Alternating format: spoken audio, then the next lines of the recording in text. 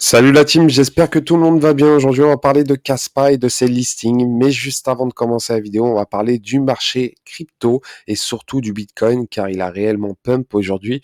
Mais juste avant de commencer la vidéo, bien sûr, n'hésitez pas à vous abonner, à liker, à déclencher la petite cloche de notification. Et bien sûr, ceci n'est pas un conseil en investissement. Faites vos recherches par vous-même. Donc, qu'est-ce qui se passe aujourd'hui? Donc, le Bitcoin a littéralement bondi. Il est actuellement à 29 719 dollars.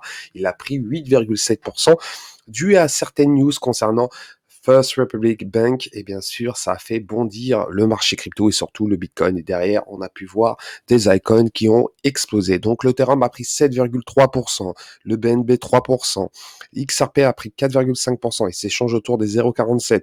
Cardano qui a pris 9% à l'heure actuelle, il s'échange autour des 0,41. Dogecoin 5,6%, Polygon 9,3%, Solana 8,3%, Polkadot 6,4%. Polkadot, ça fait un moment qu'il tourne autour de ce prix-là. Il faut vraiment le surveiller de très près, hein. En tout cas, il consolide depuis un moment. Le jour où il va partir, je pense que les 10 dollars, ça va être très rapide. Le Litecoin actuellement à 3,9%. Shiba Inu aussi pareil, Shiba Inu qui consolide. Ça fait un moment qu'il n'a pas explosé. Il est actuellement à 4,8%. Tron 1,8%, Avalanche 6,3%, Chainlink 5,5% et on va finir avec Uniswap à la 21e place à 6,4%.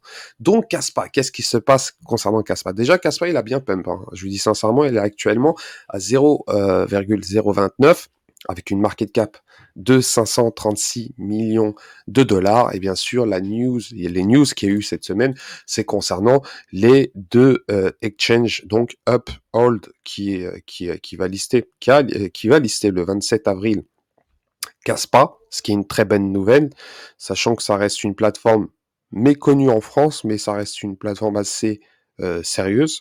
De plus, Lbank, c'est une plateforme assez comparée à Binance, c'est vraiment bien petit, mais c'est une bonne nouvelle. Déjà, ça va donner de la visibilité pour Kaspa, et je trouve ça très bien. En tout cas, c'est deux plateformes en plus, et je pense qu'avec le temps, les listings vont s'enchaîner très rapidement concernant ce projet Kaspa qui est réellement très prometteur. Pour ma part, c'est l'une des pépites pour l'année 2023, 2024, 2025 voire même plus, s'il s'affirme dans le top du top. En tout cas, ce Layer One a réellement un gros potentiel. Et pour ceux qui ne savent pas, ça a été lancé open source, décentralisé. Bien sûr, ils utilisent le protocole BlockDAG, ce qui est assez unique, contrairement à des blockchains assez traditionnelles. Donc, ça va donner un renouveau sur les blockchains Layer One. Et bien sûr, ce côté open source quand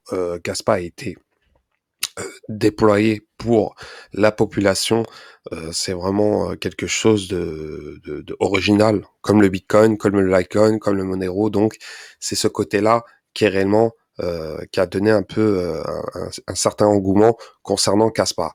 De plus, comme je vous ai dit, il utilise le bloc DAG pour ceux qui ne savent pas. C'est un graphique acyclique, hein, donc on peut voir les blocs, le temps des blocs. C'est vraiment d'une rapidité assez extraordinaire et il évite indirectement les blocs orphelins, contrairement aux blockchains traditionnels. Donc, c'est vraiment quelque chose de très nouveau. De plus, sa supply, elle est limitée à 28 milliards. Actuellement, on est à 18 milliards environ. Il y a un halving tous les mois, donc les halvings, c'est différent, hein, c'est vraiment plus rapide que sur le Bitcoin, mais en tout cas, ça va être réellement très rapide pour le nombre de jetons. La max supply elle va être d'ici, je sais pas exactement le nombre de mois, je pense que c'est, je vais pas dire des conneries, je préfère pas dire, au lieu de dire des conneries, mais en tout cas, il reste énormément d'halving. Et comme je vous ai dit, il y a un halving tous les mois. Comme je vous ai dit, voilà, hein, le temps d'un bloc, c'est 1 seconde. C'est vraiment très rapide. Et derrière tout cela, il y a une équipe vraiment très calée en cryptographie, surtout en GhostDAG. Et donc, dans l'équipe, il y a un certain Jonathan Sobolinski qui était là lors de l'implémentation du GhostDAG sur la blockchain Ethereum. Il y a son nom qui est cité sur la white paper de la blockchain Ethereum. Donc, on a affaire à une équipe c'est vraiment du très, très lourd. En tout cas, c'est vraiment un projet très prometteur pour ma part. J'ai un bag, je vais faire un DCA dessus sur le long terme pour cumuler un maximum de Caspar et on verra comment ce projet va évoluer. Mais en tout cas, la communauté est énormissime à l'heure actuelle. Ils sont déjà plus de 50 000 abonnés sur Twitter. 50 000 abonnés sur Twitter. Et on a dépassé les 250 000 adresses sur Caspa tout simplement. Donc c'est un projet très prometteur.